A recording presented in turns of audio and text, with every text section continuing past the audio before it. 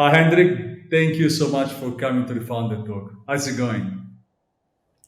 Pretty good. Thanks, Max. Thanks for having me. I think the company is on a high at the moment, but happy to share more in a few minutes. Absolutely. I'm very happy and I can't wait to see your pitch. But before pitching, would you like to give an introduction to yourself? Just a minute about who you are, your background. Sure. So I'm Hendrik. I'm co-founder and CEO of Esencia Foods. At Esencia Foods, we build seafood without the fish. So that's vegan seafood, and we use mycelium biotechnology to do that. And myself, well, I started my career in mergers and acquisitions at Deloitte and then moved on to Emma Mattress, which was a small startup when I joined, selling mattresses online, active in 4 countries and had about 80 employees as part of the management team and scaled this up to more than 35 countries and 650 people in just 2.5 years. So it was a crazy ride. And right before Essentia, I then turned vegan and well, almost vegan is actually much more accurate because it's just super hard for me personally to get away from fish and seafood. So let's start talking about your startup. Cool. So, Max, if I serve you, let's say, a bacalao or a white fish that is made with biotechnology, would you try it? So, I'm Hendrik, the co founder and CEO of Essencia Foods. And I actually lived quite a mercenary lifestyle over the last 5 years. And this actually resulted in me eating what I could find around the way, right? And after some time, my conscience bit, and well, I turned almost vegan, but almost because I really can't get away from fish, as I just said. And I founded this company not alone, but together with my co-founder and CTO Bruno. Bruno holds a PhD in biophysics from the renowned Max Planck Institute, and he worked as a chef in multiple 4 and 5 star hotels and restaurants. And his quest is to join the worlds of science and the worlds of cooking together. And well, we built Essentia, and we are building seafood that is created using mycelium fermentation. But well, let's all take a step back here. So we are living in a world where consuming seafood is no longer sustainable, right? We have overfishing, we have bycatch, we have contamination. And plant-based proteins, they've been a fair start to tackle this problem, but consumers complain about the lack of texture, about high prices, plus these products are ultra processed. And when you think about the juicy, the velvety texture of fish, it's just hard to replicate this using soy or pea protein powders and current technology. So at Essentia, we leave the world of plants behind and we call out the kingdom of fungi. So through new technology, through mycelium fermentation, we introduce an alternative to the widely untapped European seafood market, which values 90 billion euros.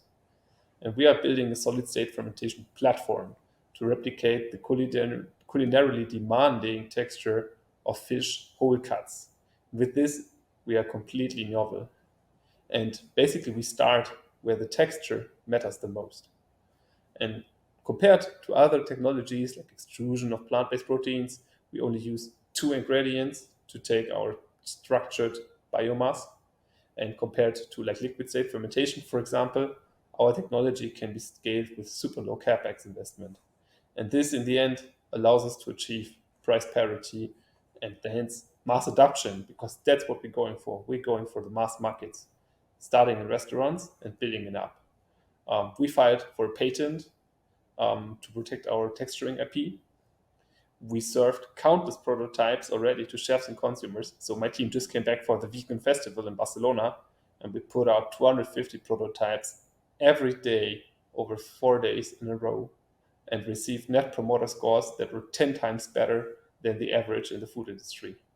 And we filled our sales pipeline with system gastronomers and also fish company that are ready to bite. So, well, we are Essentia Foods. We are building the future of seafood. And we are raising to bring us to the next level. That means building up a pilot scale, rounding off the product, starting sales in the German and the Spanish market in the gastronomy segment. And our core team is excellently positioned to do just that, right? So I personally have a lot of experience in building and scaling a company, but our team also has 2 PhDs and one food scientist with tremendous experience. Together, we unite 30 years of experience in scaling bioreactors, in building food products, in working in the kitchen. That also matters a lot to us, but also in building startups. And for us, catering seafood without fish is not just the business, but it's more a calling to save our oceans. Many thanks. Thank you so much, Hendrik. You haven't used your deck at all, which means you very much know what you're talking about. Because I love when founders do not work the deck, but actually they work their brain. And that's beautiful. But let me start with why did you decide to do this? What brings you here Uh, today? Yeah, sure. So for us, this idea behind Essencia Foods for my co-founder and me was more a synergy, right? So a synergy of his mind to join science and cooking, and of my mission, because basically it's just really hard to eat less fish, and especially when I stopped eating meat, my fish consumption just increased. And I think this is basically a problem that doesn't get as much attention as it should be. Like our oceans are treated horrendously. If you just think about, like, let me give you one concrete example, Max. If you think about deep sea fishing and about trawling, there are like large vessels using huge nets and trawling them along the ocean floor. And through this trawling process, the ocean floor, which actually saves a lot of the CO2 that we produce, is being stirred up. So this CO2 is then released into the sea, into the air, right? And having said this, this is just one exemplary problem that we face, and there is no romance into fishing at the scale that we do. And that is for my co-founder and me a very strong why. This is an absolutely strong motivation, also because helps the magnitude of the disaster as a humans we are creating is massive. So startups like yours can absolutely help, right, to fix in somehow this problem. But in terms as we talk about startup and we talk about investments, of course, the ecological and impact side is extremely important today. It's mandatory. I truly believe any startup must have the impact side. At the same time, we need to return some money back, right? So, in terms, for example, of taste, because in the end of the day, this is something that must be eaten. Are you confident that consumers will consume your product? Yes, very actually. So maybe now it is actually time to go like some slides further into the deck. So if you just look at this, what we created here, right? We already created our first products. That means we created a very versatile biomass, which we can use to replicate the fish very well. And we just, as I said, served 750 samples on the vegan festival. So having said this, um, I'm very confident that consumers like it because we asked our consumers. We asked them from the very early days, from the days where we just had, I would say, basic biomass ready and gave it some spices and some flavors, to now where we say like, hey, the next step for us is scaling it up, getting the certifications, and start selling. And the consumer has always been part of this journey. That's very intriguing. How there are so many different type of fishes worldwide, and everyone has a different taste. How do you manage it? Um, Max, I need to be honest. We don't have this one solution for the whole world, right? So we develop in at the moment mainly in Barcelona, which is a market that has very high culinary demands regarding fish because it's city directly at the sea. It's also a city with a higher income where people can also afford eat fish quite often, right? And through basically building on the feedback that we get from this target group, we're also building a good product. But there's, as you said, there are many different species, and at the moment we really focus strongly on whitefish, on sea bass, and trying to mimic this. We also like had some fun building like a salmon, um, but as always, like focus helps the business, and we focus like on this selected high quality customer group and demanding customer group and one product in the beginning. And from there on, you're very right, one needs to expand and also adapt the product to the culinary demands, right? So if you think of the US, people are just used to eat more salt. So Yeah. even when you are at a seafood fair, the fish from the US is already marinated or stored differently, so it will have more salt. Although you think you are consuming raw fish, it's already like different.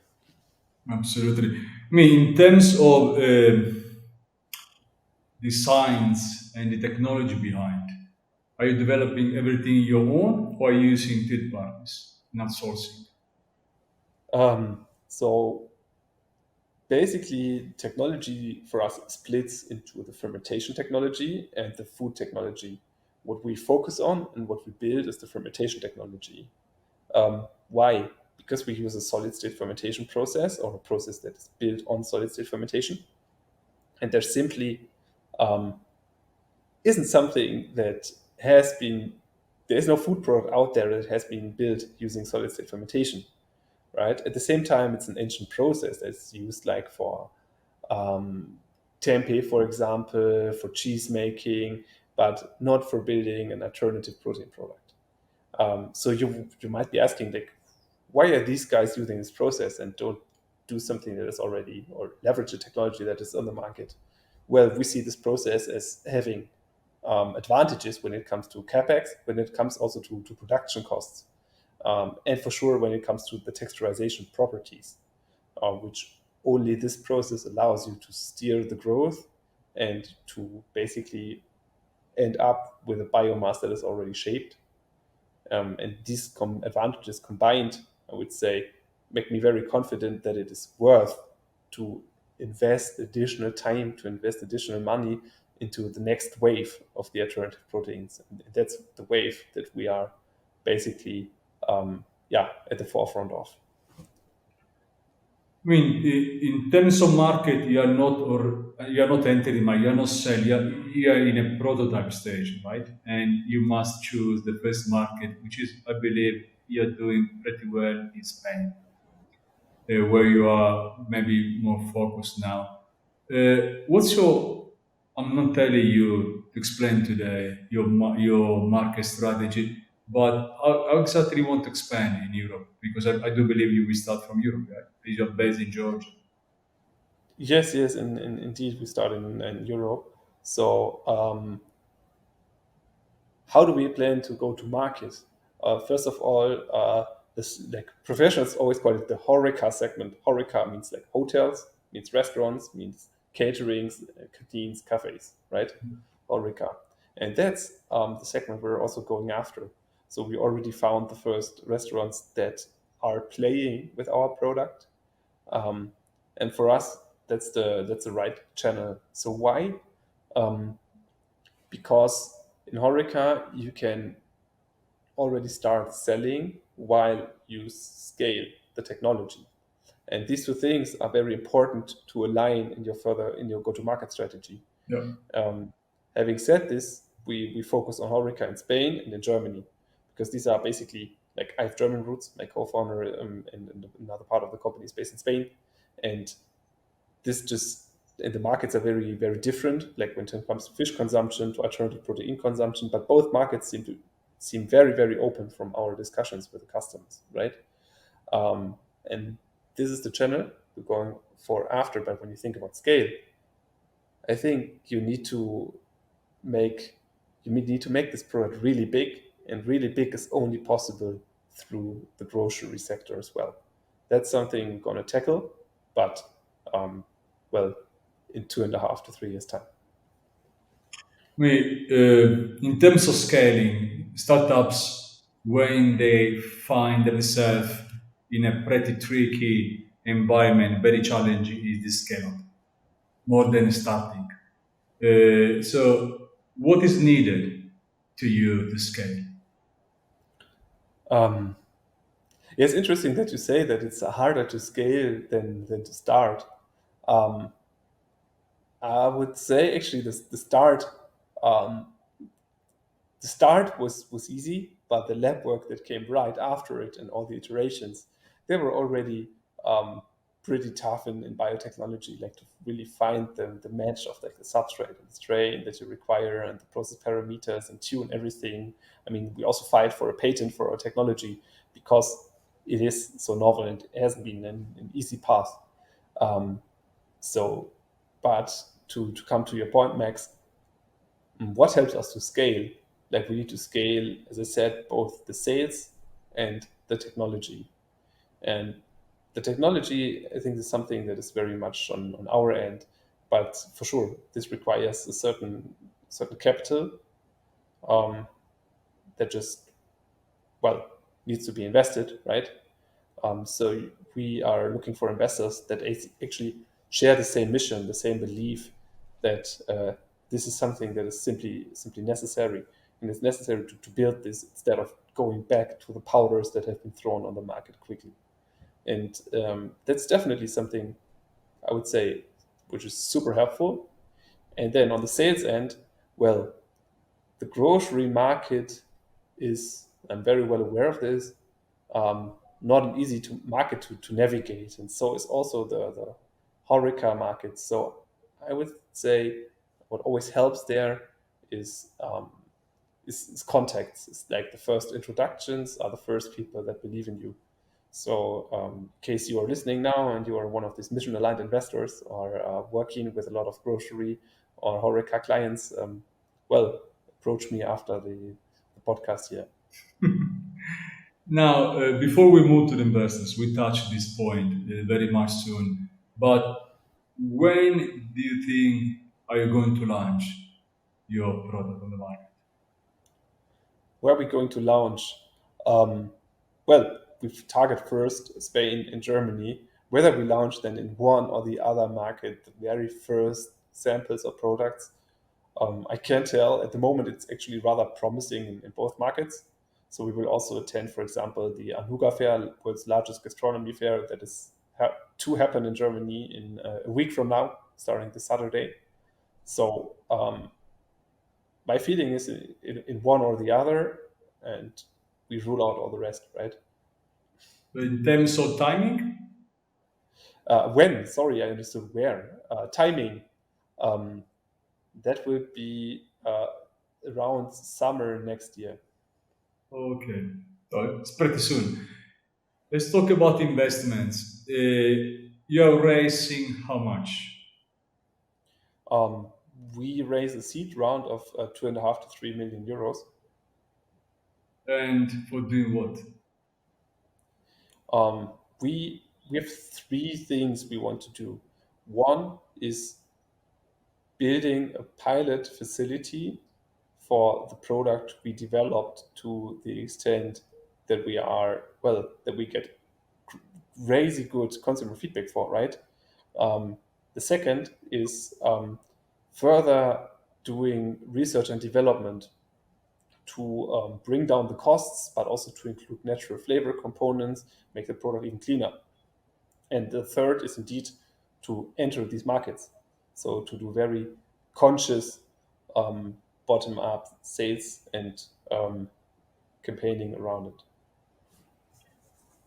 Do you have any investor in mind? Any investor persona in terms of network and not only cash? Investors must not give only cash, must give knowledge and network behind the money. So, what's your investor persona? What's my investor persona? So at the moment, we have four venture capital investors on board already, which is Plug and Play, Big Idea Ventures, Entrepreneur First, and also Serpentine. And from this, like they all invested at the pre-seed stage, right? And basically, the working relationship is pretty good. So what does it mean? It means that all of them, they are committed. You get fast feedback, you get some important introductions, but they also like, yeah, respect that certain things just need like the quarter to develop the biotechnology. And I think all of this together gives a pretty good investor persona. And well, having said this, um, funds that have this biotechnological understanding, but also some food understanding, and combine, I would say, patience and action. That's my persona. Hendrik, I do thank you so much for coming to the Founder Talk. I do wish you all the best. And I hope in EquityMatch, with this podcast and the pitch, we can help you to find the right investor to move and make sure that what you're doing is go to market and will succeed. Thank you so much. Thank you, Max. Many thanks for having me, and well, thanks for all the questions. Have a good day. My pleasure.